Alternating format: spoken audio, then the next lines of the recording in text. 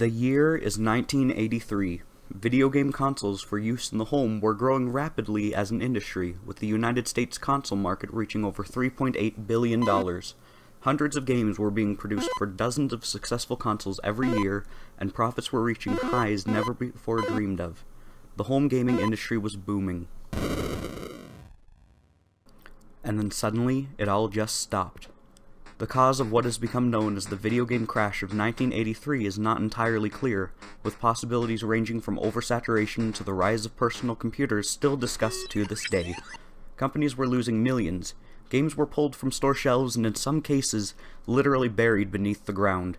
However, I'm not here to talk about the fall, I'm here to talk about the rebirth. In 1985, a relatively small Japanese video game company with a long history of toy making introduced one character, one idea to revolutionize the industry and save it from near destruction. That company was Nintendo, and their character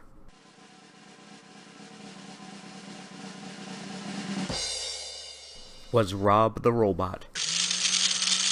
Released in North America in 1985, the Robotic Operating Buddy, or R.O.B for short, was not a very good product. In fact, he was pretty terrible. He was slow, he was clumsy, and he required excessive amounts of plastic accessories and batteries just to do anything at all.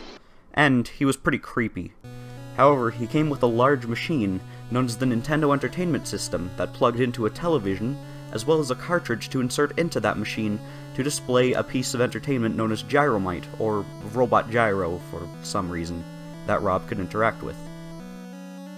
In Gyromite, a human player controls a character on the screen to walk around and collect pieces of dynamite, while R.O.B sits on the floor with a bunch of plastic stuck to his sides. Problem is, there are pillars in the way of some of the dynamite, and the character cannot jump. So the human player will press two buttons on the controller. A color will flash on the TV, which R.O.B recognizes, causing him to start to move. So first, he moves his arms over to a spinning top on his side and reaches down to pick it up. Then he moves it all the way to his other side, where he places it into a spinner and leaves it there for a bit. Once it spins at a certain speed, R.O.B picks it back up and puts it down on one of the colored pieces of plastic in front of him, which then presses a small mechanism to put pressure on a button in the second controller. And then, the pillar moves out of the way. Clearly, this could be accomplished much more easily by just using two hands. A human needs far less than a second to go from thinking to press a button to actually pressing that button. This hunk of plastic takes a full minute, and that's not an exaggeration. So how can this crappy toy possibly revitalize the video game industry? It all comes down to the marketing. Nintendo used their knowledge from working in the toy-making industry to get a video game system, the Nintendo Entertainment System, on store shelves, simply by including a weird robot and pretending that it was supposed to be the actual product.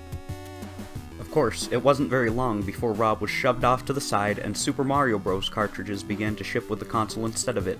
But that doesn't take away from the fact that if it weren't for R.O.B, no retailer would have ever sold the NES. It just didn't seem worth it to them, they didn't want to take the chance. But with a weird robot, the retailers were easily persuaded, and the console went on to sell nearly 62 million units. This success quickly caught the eye of competitors, and soon enough, many consoles were on the market again. The industry was back, and it was bigger than ever before. So where's R.O.B now? Aside from outrageously high-priced eBay listings, of course. Believe it or not, R.O.B is more alive now than ever.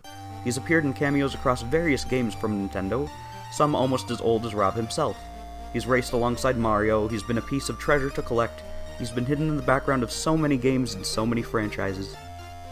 Most importantly, he's joined the ranks of iconic characters like Mario, Kirby, Pikachu, and the Wii Fit Trainer in the last 3 entries of the highly successful Super Smash Bros. Franchise. It's as if R.O.B is always somewhere, watching over this age of amazing games, ready to step in whenever he's needed again.